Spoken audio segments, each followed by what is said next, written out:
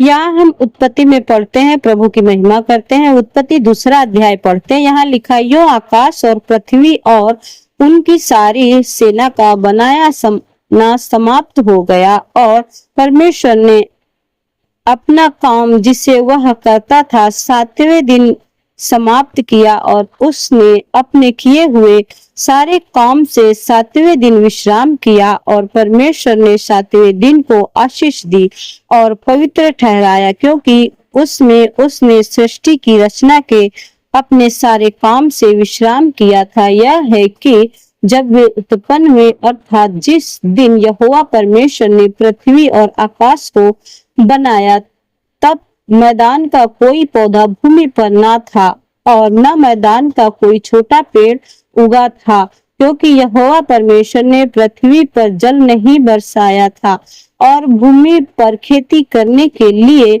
मनुष्य भी नहीं था। तो भी कुहरा पृथ्वी से उठता था, जिससे सारी भूमि सींच जाती थी।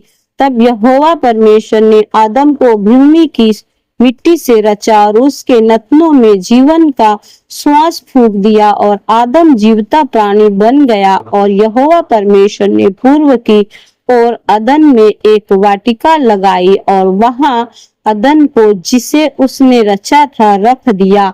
और यहोवा परमेश्वर ने भूमि से सब भांति के वृक्ष जो देखने में मनोहर और जिनके फल खाने में अच्छे हैं उगाए, और वाटिका के बीच में जीवन के वृक्ष को और भले या बुरे के ज्ञान के वृक्ष को भी लगाया। उस वाटिका को सींचने के लिए एक महानदी अदन से निकली, और वहां से आगे बहकर 4 धाराओं में बट गई। पहली धारा का नाम पिसोन है। यह वही है जो हवीला नामक के सारे देश को, जहां सोना मिलता है, घेरे हुए है। उस देश का सोना चोखा होता है, वहां मोती और सुलेमानी पत्थर भी मिलते हैं।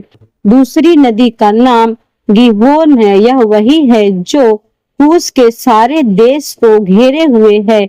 और तीसरी नदी का नाम हिद्देकेल है। यह वही है जो अरसूर के पूर्व की ओर बहती है। और चौथी नदी का नाम फरात है। तब पर यहोवा परमेश्वर ने आदम को लेकर अदन की वाटिका में रख दिया कि वह उसमें काम करके और उसकी रक्षा करे। और यहोवा परमेश्वर ने आदम को यह आज्ञा दी, तू वाटिका के सब फल वृक्षों का फल बिना खटके खा सकता है।